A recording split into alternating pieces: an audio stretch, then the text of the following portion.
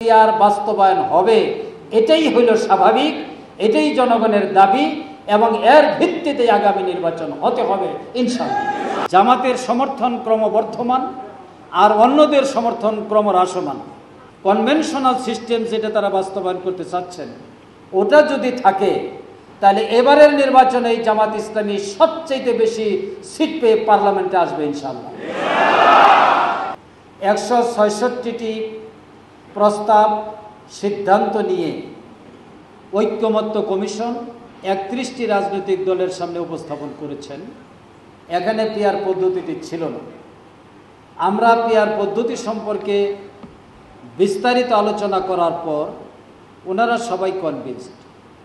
বাংলাদেশের 31টি রাজনৈতিক দল এই ডায়লগে অংশগ্রহণ করেছে। 26টি রাজনৈতিক দল পিআর পদ্ধতির পক্ষে মত দিয়েছে।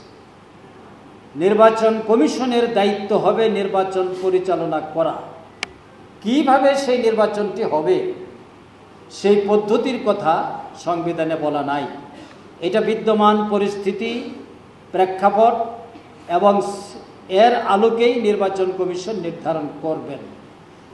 এবার যদি আমরা ধরে নেই যে আজকে এই দাবি বাস্তবায়নের ভিত্তিটা কিভাবে হবে, ভিত্তিটা হবে জনগণের অপিনিয়নের ভিত্তিতে। আমাদের বন্ধু রাজনৈতিক দল যারা এটা পছন্দ করেন না, কারণ ওনারা 2001 সালের ভোটের রেশিওকে সামনে রেখে ভাবছেন যে পার্সেন্টেজের ভিত্তিতে কম ভোট পেয়েও সংখ্যাগরিষ্ঠতা অর্জন করে সরকার গঠন করা যায়, সুতরাং পিআর হলে তো সেটা হবে না।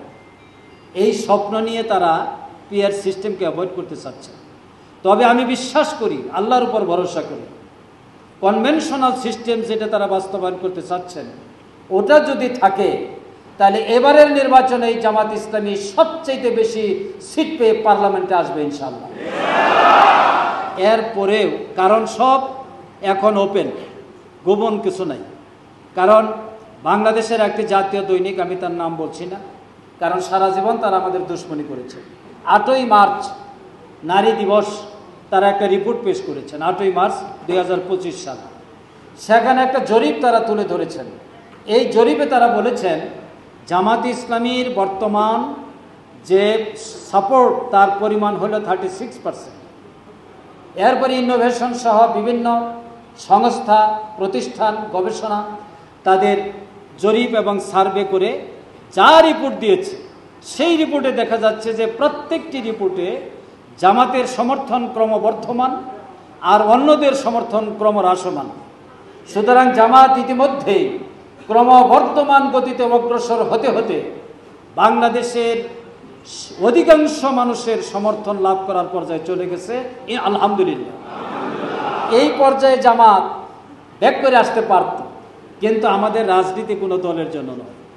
ডাক্তার শফিকুর রহমান সাহেব on behalf of Jamaat Islami, as a spokesman of Jamaat, as a leader of Jamaat, as a Amir of Jamaat, as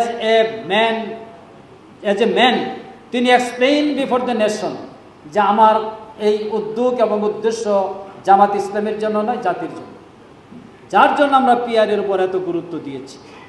PR বাস্তবায়ন হবে, এটাই হইল স্বাভাবিক, এটাই জনগণের দাবি এবং এর ভিত্তিতে আগামী নির্বাচন হতে হবে ইনশাআল্লাহ।